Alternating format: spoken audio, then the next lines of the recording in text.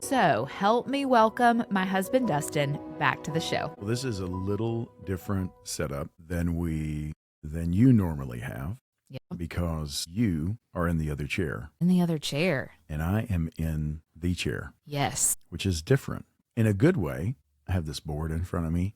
Looks very complicated and very involved. But as you have probably heard already, I am Rebecca's husband, Dustin, and we wanted to sit down and take questions from members of the launch team for her book and just give Rebecca an opportunity to answer those questions. And so I'm going to be in the role of interviewer today, and babe, you're going to be interviewee. Yeah. Right? It's weird to be in the other seat on your own podcast. Are you nervous? I love it. No, because it's you. Okay. I'm excited. All right. These are great questions, by the way. Everybody who turned them in.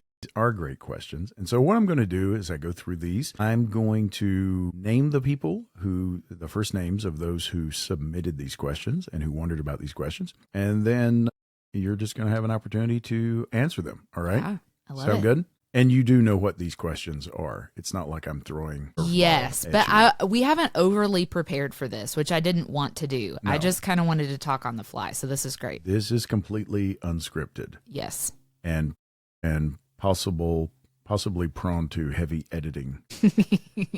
So whatever you hear may be edited. Actually, what I just said may be edited out anyway. But anyway, all right, here we go. Question number 1. Vivian and Deborah both would like to know, how did God inspire you to write this book? Yeah, I love that question. Well, about 10 years ago now, which is crazy to say, my mom went through a cancer journey that, praise the Lord, we're almost 10 years on the other side of. And you know all of this, but for listeners who don't, right after that season, God led me to start a ministry for about 5 or 6 years where we donated hand crocheted and knitted hats and letters of encouragement into cancer treatment centers all over the country. We did work with St. Jude and MD Anderson and some great organizations. And it was a really special season. And in that season, God opened doors for me to begin speaking and sharing with women what he was doing through the ministry. And as I did that, and I know you'll relate to this just after you get done preaching and you have these conversations maybe after church, and sometimes those are the special moments where God will work and you hear how God spoke to someone. And I was having some of those conversations with women where they would come to me and say, I love what God did through your mom's story and how he laid this ministry opportunity on your heart. And I feel like I have my own version of that. I feel my heart stirred to do something. I feel like something that God's given me, a gift or a skill or a talent. And there's a way I feel compelled to use that for his glory. And then almost every time they would hush to a whisper, or I would sense kind of fear in their expression, and something would be holding them back. Maybe it was insecurity or feeling like somebody else out there is already doing it better than they could, or maybe they were fearful. And I had my own moments of that and being faithful in starting that ministry. And so I know what that felt like. And so I'd have these conversations and I'd walk away thinking like, man, if I ever wrote a book, the first book I think I would want to write would be the book that I needed in those moments in my own life and in those conversations where maybe I didn't have enough time to dive deep into some of those topics, but I'd love to do that in book form. And so I think that's where it started for me. And that's one of those things that you hear people talk about, that, you know, write about what you know, write about where you are, write about how God moves you through that. So, all right. Great. Number 2 from Ashley. Did you feel qualified to write the book, or was it something that you did in spite of your feelings? It's kind of related to the first question, or at least to your answer to the first question. Yeah, I think it was both at times, right? I think as a first-time author, I say this a lot to my friends who aspire to write, and just how loosely you have to hold the whole publishing process. I might have been an expert on my own story and how God worked through it, but I was not an expert in writing. And so I think anytime you step into something new for the first time, there certainly are moments where you're not going to feel qualified for that. And that's a step of faith trusting in God type of thing. So there were absolutely those moments. But I think the more I talked about the message of the book that I felt compelled to write, and the more of those conversations I had, God used that to sort of, I don't know, give me encouragement in those moments, knowing that this message was needed, right? That women need this. And so yes and no, I think, is the answer to that question. All right. Non-committal. I get it. No, I'm kidding. Doris and Emily both submitted very similar questions. And the basic gist of it is this: what is living out the message in your book been like for you personally? And also, how do you make sure you are living out the message of the book in the midst of the chaos of writing and editing and publishing and marketing and everything that goes along with getting a book out in people's hands? Yeah, I think because this message is so tied to how do we see our work from a gospel-centered place, and that's the crux of the message. And so I could go topically through each which I won't bore us with the details of this, but I could probably go topically through every chapter and give you an example of a time where I was met with the opportunity to live this out in the last couple of years. A couple that come to mind, though, one would be, and this chapter is really special because it wasn't originally in the proposal. There's a chapter about quitting things. And the ministry that I mentioned earlier at the top of the episode, there came a season where God asked me to lay that down and made it pretty clear that I was to focus on, our marriage and this new season of ministry that God had us in South Mississippi, and focusing on writing and speaking more. And the reason I wrote that chapter is because I had lived it out, and I saw those moments where we all have to maybe lay something down, or God shifts us into a new season, and what does that look like, and how do we trust him in that? So that would be one example. There's also a chapter about striving. And I mean, you and I both, we had a conversation this morning about the challenges of, there's never not something I could be doing to move this forward or to continue to try to get this in the hands of the women that need it. And the question becomes, what's a healthy pace to run at? And I know I'm thinking about that a lot, and we've talked about that a lot. I want to be faithful, and I hope I'm doing this work for a long time, and that's going to require really praying for discernment and wisdom and what that looks like, right? And that's a big piece of the message of the book. And so those are just a couple that come to mind that I've really had to live out. Sure. And related to that, because you've sort of mentioned, you don't have these questions in front of you, I'm just looking at them myself. It sort of segues into Emily's next question, and she's asking, what is the most helpful thing Dustin did to support you in book writing? And then also, what's the most helpful thing that you did to communicate with him while you were in the craziest season of writing? I think the most helpful thing that you did and continue to do for me is give me full freedom to do what God's called me to do. We have had the conversation of, we got married a little later in life. We're both very independent people. And so there's challenges of coming together in a marriage of two independent people. And we're a perfect example of that. And also, I think it is a special part of our relationship to know that we both get to champion one another and what God's called us to do. And you did that really well and continue to do that really well. And some days that meant, allowing me space to say, I wrote for an hour. Let me share with you, my progress. Or some days it meant, I'm discouraged and I just need some encouragement. And so you did that beautifully. And second part of the question, remind me. The most helpful thing that I did to communicate, the most helpful thing you did to communicate with me while you were in that craziest season of writing. As I reflect on that, I think, you can correct me if I'm wrong, but I really tried, I'm thinking back to the season of writing, I really tried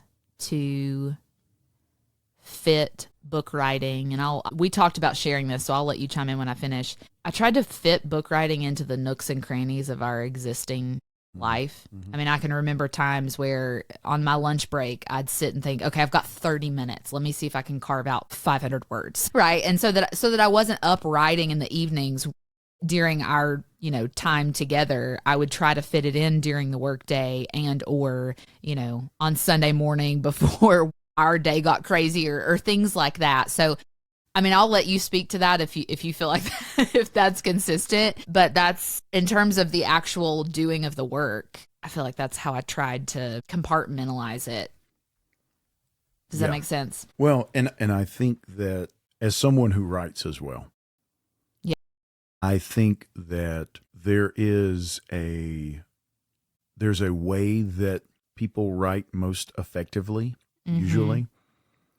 And yours is very much and I'm not saying right, wrong. Yeah. Everyone has their own Sure. style of doing these things and their own system. I would say you are a bit by bit, moment by moment.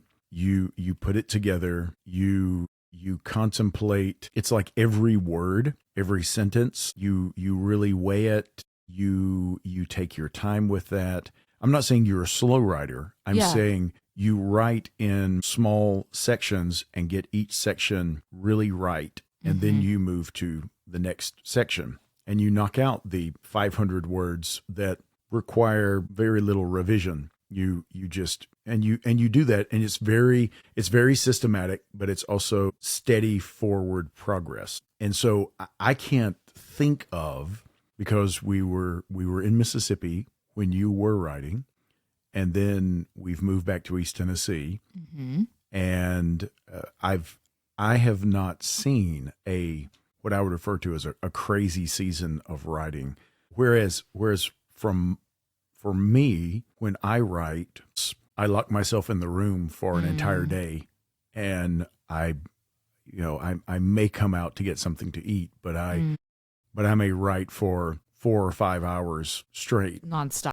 Put music on, put my AirPods in, and just I just go. Yeah. And then come out with 10,000 words, right? So I think there's a difference in approach, because that's so true. To your point, you were on, say, on Sunday mornings, when we were in South Mississippi, you would get to the church. We would get there early. Yeah. And we would be there normally before anybody else. And we had about an hour and a half or so before Sunday school began or something. So we would get there at 8. And I can't tell you the number of days that I would make coffee there in the office, and you would sit there on the couch at the coffee table, and you would just bang away at the laptop, cranking out content. And so it was very much the nooks and the crannies. And so the communication in the craziest time, I don't remember a craziest time. Yeah. It was just very, I don't either, systematic the way you approach that. Yeah. So I agree. Okay, great. We're on the same page. Great thing. All right. One more question. Actually a couple of more questions about this sort of thing. Emily asked, how do you disconnect from in her words, the heavy book headspace and make space for life for the two of you, the both and of life and ministry that's so intertwined? And when do they overlap in life-giving ways? That's Emily Kurt, by the way. You probably figured that. I did figure that. Yeah. And I could tell from the question, having sat with her and talked before, I thought, yes. That's an Emily Kurt question. That is an Emily Kurt question. Yeah. And in a good way, in a very good way, but it is very thoughtful and very well constructed, and not just a yes/no answer on that one. So yes, I like that one. Do you need me to remind you? No, okay. I get the general question. So I think I would come back with that quote of, or at least this is my intent, the wherever you are, be all there kind of thing. I tried to have that perspective of, if I am head down in my laptop writing, I'm head down in my laptop writing, getting that sprint of 500 words or whatever out. And as much as it depended on me, or I tried to do the opposite when I was not head down in my laptop, right? So whether it was you sharing about, something going on at the church, or us spending time together, or doing something fun, I'm sure I did that imperfectly, but I would try to be where I was. I think that's at least what I would say to myself in being my goal in that season and moving forward, because it is a challenge. I mean, I think it's a challenge as a pastor as well, right? Like, sure. From your perspective as well, I think we both are so passionate about what God has given us to do, that it is at times life-giving and they intertwine, as Emily said, but I think there has to be some intent there to pull away and pull out of that, or we won't ever. Do you agree? Or how would you? Yes. And I think that goes back to something we talked about a few weeks ago, and that was the biggest challenge. Well, let me back up. One of the biggest challenges that I have faced in ministry is how do you personalize the work? Remember this discussion?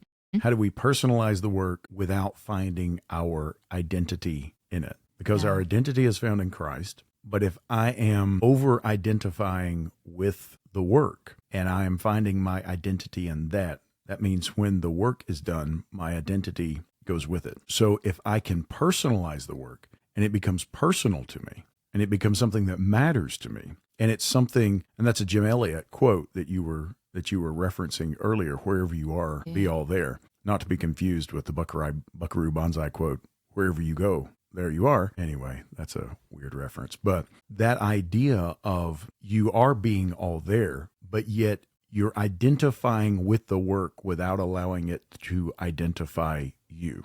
That's it. I've never used that quote, but it's yours now. It's mine now. So, but that idea of being able to personalize it and pour yourself into it, yet when the work is done, you are not done with it. You continue on to whatever is the next thing, whatever God has for you next.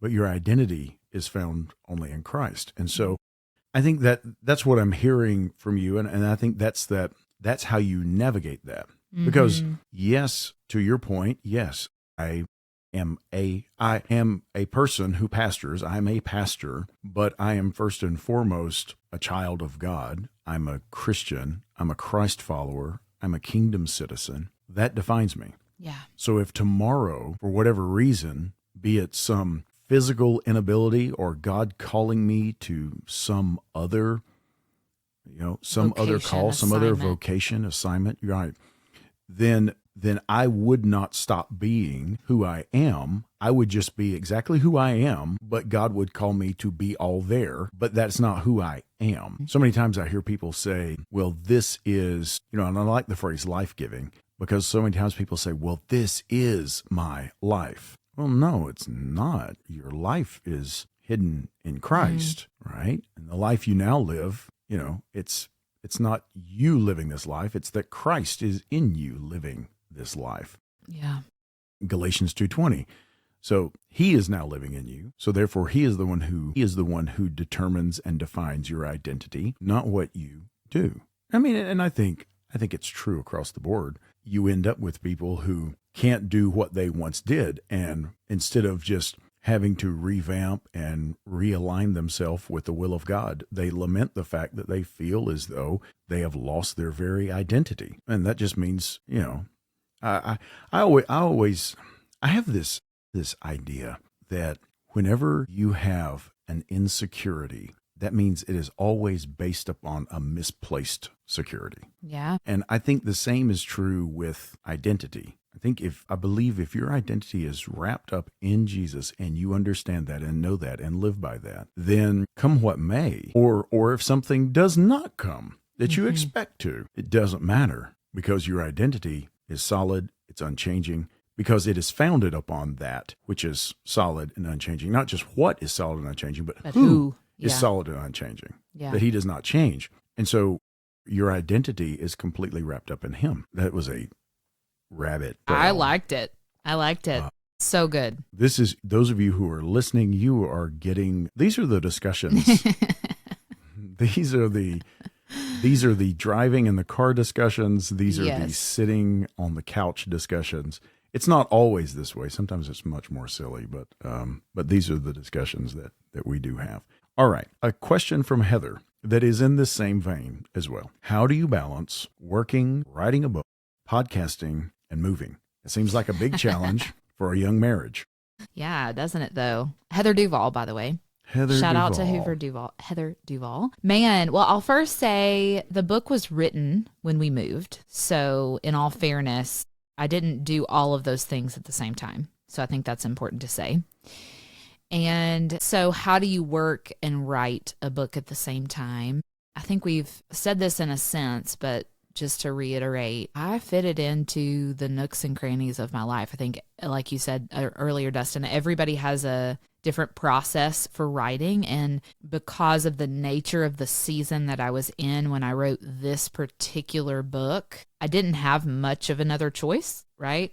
If I was going to write this book, it was going to be in the nooks and crannies of my life because I had a full-time job, close to a full-time job. I moved to a different job once we moved to Tennessee, but it was in those kind of extra moments that I had. And the great thing about that is I had 9 months to fit that in, right? And that was really important to me when I signed my contract, and we talked about the timing of when the book would be due, how long we would have to prepare to market the book. I took timing into consideration for that. I have friends who can crank out a book in 3 to 4 months that don't have a full-time job, right? And so they have more capacity than I do. So I think or their full-time job is writing. Yeah. That is their job. Exactly. That's right. That's a better way to say it. And so that was this book and how I made it happen, just based off kind of the capacity that I had. And I would add, just from a personal observation, there was a friend of mine, you remember, David, in Mississippi. Oh, yeah. And David was asking me one time about you. When we were dating, right? When we were dating, and he was asking what she like, and so I started telling him about all the things that, your nonprofit and your job and what you're interested in and the things that you're doing, and then the marathoning and all sorts of other stuff.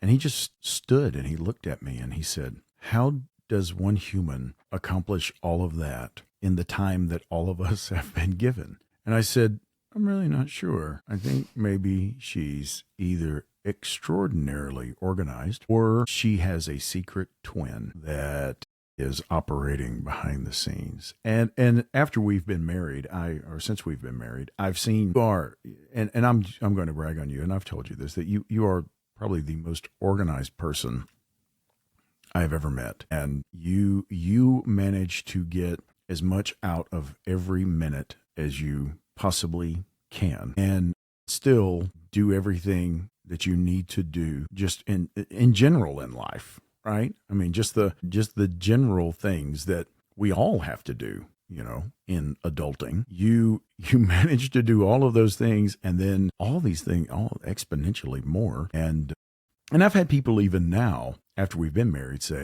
ask me the question, how does she accomplish everything that she accomplishes in the time that she has to accomplish, and then still has time to hang out with you, and you still go places, and you still do things together, and I said, she makes the most out of every minute, and you do.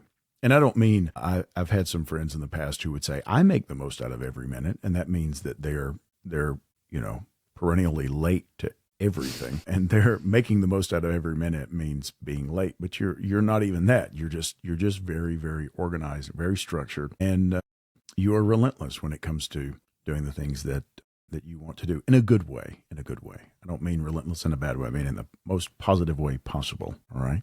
Well, that's my 2 cents on that.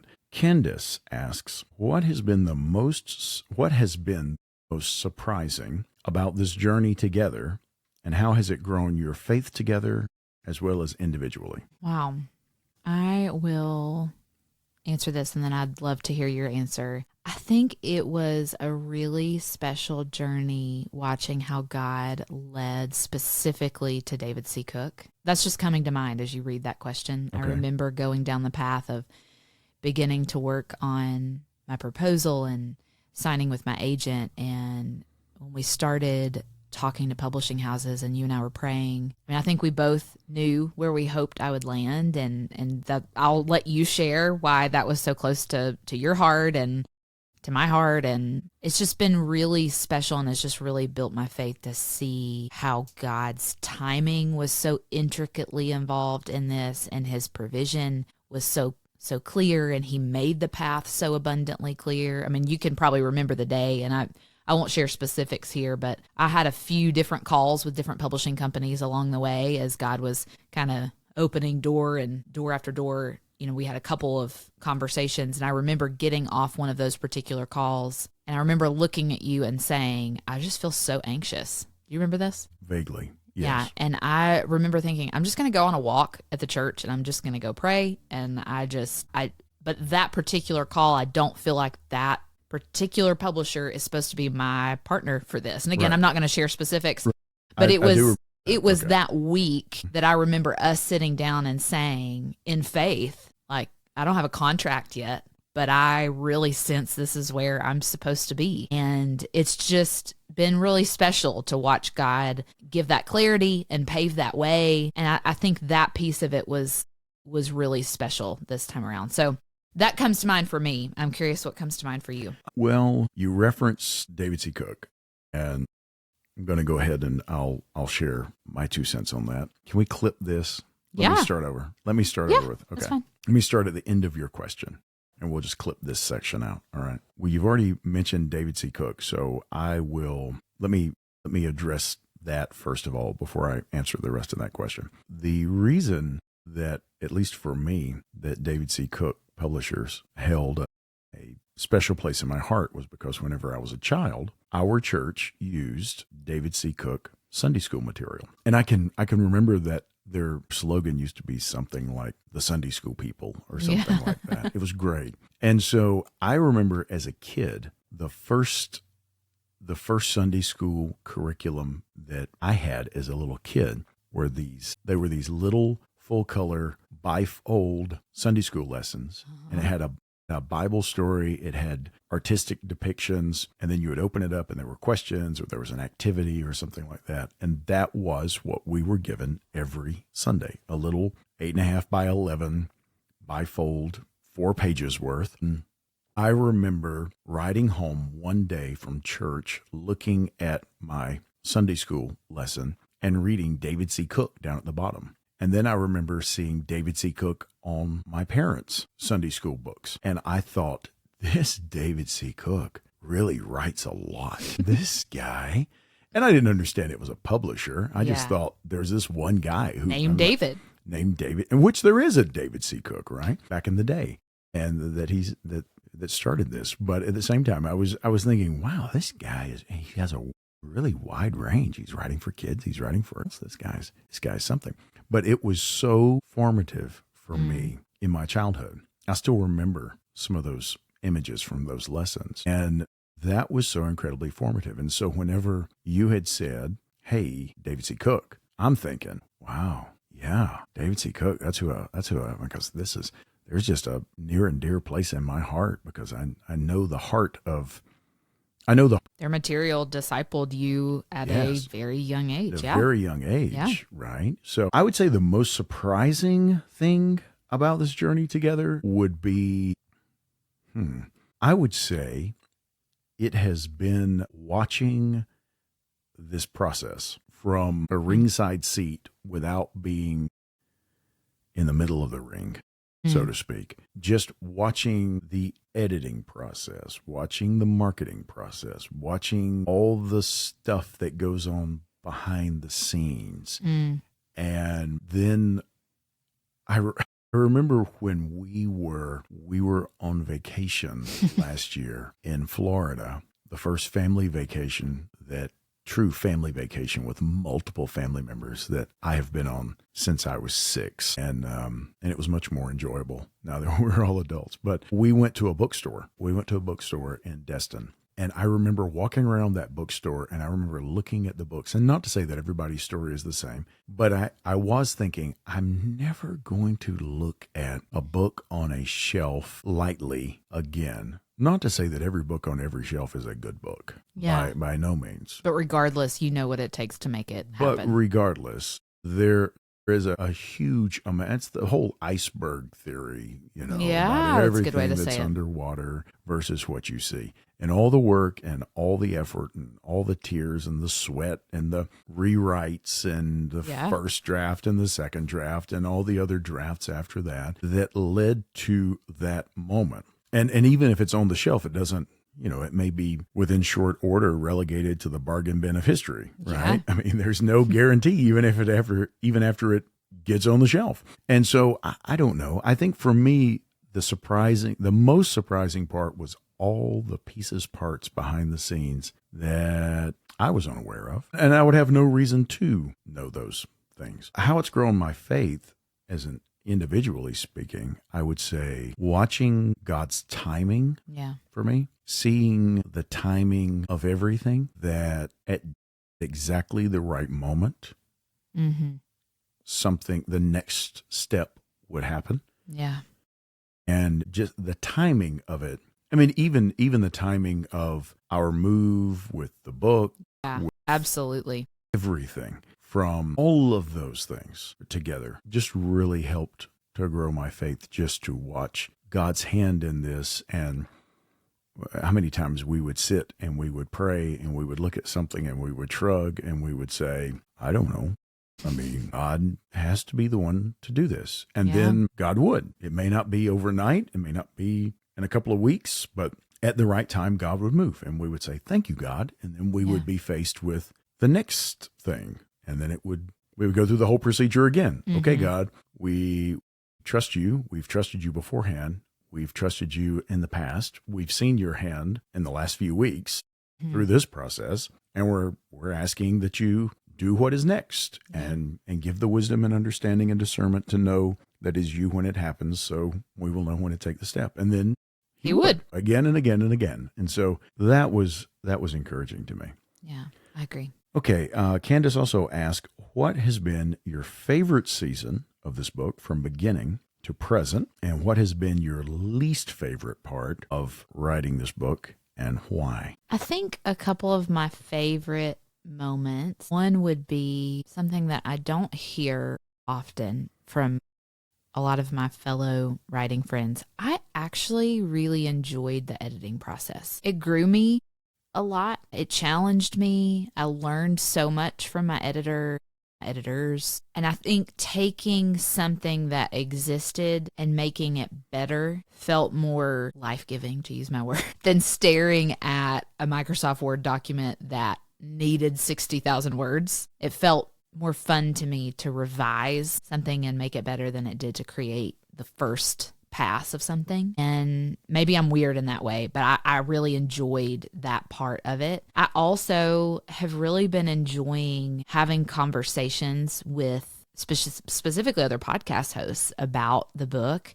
I think this message really lends itself to encouraging people like that who do what I do. And it's been fun to finally get to share about it and see what resonates and encourages other people and get to have some camaraderie in the message of this book. So I think that's been a lot of fun. I think one of the most challenging pieces in the same vein was, with this being my first book, it felt like a huge feat to write 60,000 words. And so I would say the challenging piece was, I hate to oversimplify it, but writing the book, right? And just chipping away at it day after day after day, like you said, and we've already talked about kind of my style of that and chipping away little by little. But I think the first time you write a book, you've never done that before. It's like the first time you run a marathon. Your body doesn't know what 26.2 miles feels like. You don't know what it feels like to write a whole book. And so I think that was maybe the challenge, just not having had that experience before. Okay. And I can see that. And I can also see that editing would be your favorite part. I don't mean that in a negative way. That's something that you really enjoy. Jessica asks, how did you get all your thoughts organized on paper before writing a book? I love this question. Well, a part of this process specifically for traditional publishing that I think is important to share is before the idea goes to a publishing house, most times you will work with a literary agent who will help you lay out the bones, the framework of what the book hopefully will be one day. And that's what gets presented to the different publishing houses that they pitch. And so there's something that you write called a book proposal that essentially is kind of like a business plan for the book. It's the layout of the synopsis, the chapter themes, what you'll write about, how it'll be organized, how would you market it, and all of those things. So you kind of have to lay that out up front for a nonfiction book, which can be a challenge because your agent will have thoughts on the vision of that and how to best pitch it, and then your publishing house might have thoughts on their own vision for it. So you kind of have to come together and find a partner that you feel is right for that project, which I'm so thankful that God opened those doors. But by the time I sat down with a blank Word document, there was a year of work that went into what this book would be one day, if that makes sense. Sure. So that's kind of how it was organized up front. And you also had a dry erase board. Yeah. That had, and I realized that was after the fact. Yeah. But yet you had an outline of the book in front of you, or at least next to you all the time. And I remember walking into your home office, and there would be the dry erase board and you would have whatever number of words that you had written. I forgot I did that. Whatever number of words you had written thus far for each section. Each chapter. Right. And so it was a running tally that I'm sure gave you great encouragement, because you were actually seeing. It's like taking measurements and taking weight, or measuring your weight, and then measuring, or at least recording, what kind of weight you were lifting when you were doing weightlifting or something like that. And you can see the progress where the reps and the weight load start to increase. And so you were seeing that progress. But that was one way. You had that on the board, and then you were working through that as well. All right. Last question. And then I have one question. Okay. This is the second to the last question, the penultimate question. What are you praying and hoping that people who read the book will learn and come away with at the end of all the pages? I love that. Think similar to what I said earlier in the why of why I wrote the book. There's nothing new under the sun. A lot of people have written books about our calling and our purpose, and I really hoped to come away, and I feel like I have, with a book that shared a little bit of my struggle in that, and what God has shown me in his word to encourage me in those hard moments of my calling. And I hope that in moments where women come to an impasse, or a moment where they're experiencing, God prompting them to start something new or to lay something down, like we talked about earlier with the quitting chapter, where they're stuck in striving or comparison, a lot of the things that we talk about throughout the book, I hope they know where to turn, because I don't know that, we're ever going to reach a point, because we're imperfect people following Jesus, where we won't have those moments where we might feel that sting of comparison, or we might feel a little bit of fear to take that next step of faith. But when I do experience that, am I sitting in that? Am I seeing that from a worldly perspective, or am I pointing myself back to God's word and what it says about that particular struggle that I'm experiencing? And I think that's my hope, is that women can more easily recognize when those moments happen, and they know where to turn. Yeah. So. Great. Okay. Final question. Hit me with ready? Your best shot. This is not on the list. Okay. Final question. I'm nervous. Don't be nervous. Not really. Here it is. So you're listening to the Radical Radiance Podcast. And there's a question that is asked almost at the end of almost every episode. Yeah. And that question is, what about Jesus makes you radiant? And so I am going to ask you, host of the Radical Radiance Podcast, what about you, Rebecca, or what about Jesus makes you radiant? Let me back up and redo this. Let me back up. Okay. Because I fumbled that. So I am going to ask you, what about Jesus makes you radiant? Okay. A couple things come to mind that I think specifically in this season of our lives have been an encouragement to me, like specifically about God's character. The first one, especially in the wake of the last couple of years, is the fact that God doesn't change, his immutability, and the fact that we can stand in that and know to be true all the other qualities about God that we know to be true, his omniscience, his sovereignty, all these other awesome qualities about him. We can also trust that they're not going to change in the midst of a life that does. So that just feels so freeing to stand in that and know that. I also think, especially back to several things that we talked about earlier, knowing that he is infinite and limitless in all of his ways, and remembering my rightful place in that I am very finite and have very real limits as a woman who would be the first to say that I struggle with performance and achievement. When I point myself back to remembering my rightful place and God's rightful place in that, helps me live with more intention and set aside more time to rest and be able to fully lean into what He's called me to do in a way that isn't based off performance, but is rooted, again, like we talked about earlier, in my identity in Him. And so I think those are the two things today that I think I would say make me radiant. And I can see that. So I'm going to pull another card from the Rebecca George deck here. Okay. No, not another question. All right. So by the time listeners are listening to this episode, where are we in the process? Whenever this releases, because we are time travelers. We are. And so we are looking forward to this being released. Yes. So when this episode comes out, we are the week before launch date. The week before launch. So next Tuesday, Do the Thing, Gospel-Centered Goals, Gumption, and Grace for the Go-Getter Girl will be in our hands. All right. So with that in mind, if someone is listening to this knowing that it is merely days away, how can they get a copy of this book? I love it. You can go online to your favorite online retailer, Amazon, Barnes & Noble, Christian Book, direct through my publisher, David C. Cook.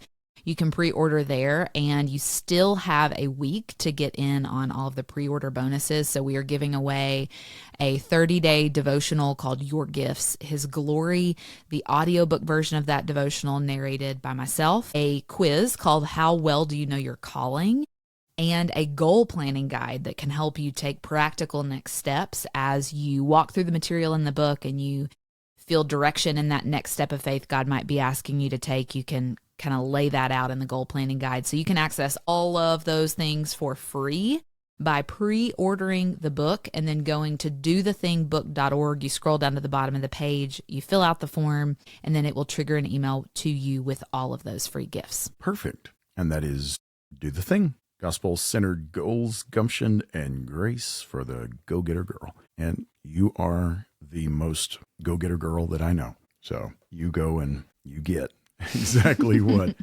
God has called you to go and do. And so thanks for letting me sit in the big chair today and be a part of not only just letting you answer these questions, but also I'm just proud to be on this journey with you. I agree. I could not have done this without you, without your leadership and your encouragement. And it's been a special couple of years. And so it feels really fun to finally get to hold it in our hands and celebrate all God has done. And so I couldn't think of a better way to have this conversation, or a better, more fitting conversation, than to have it with you. And so I'm so thankful. I am too.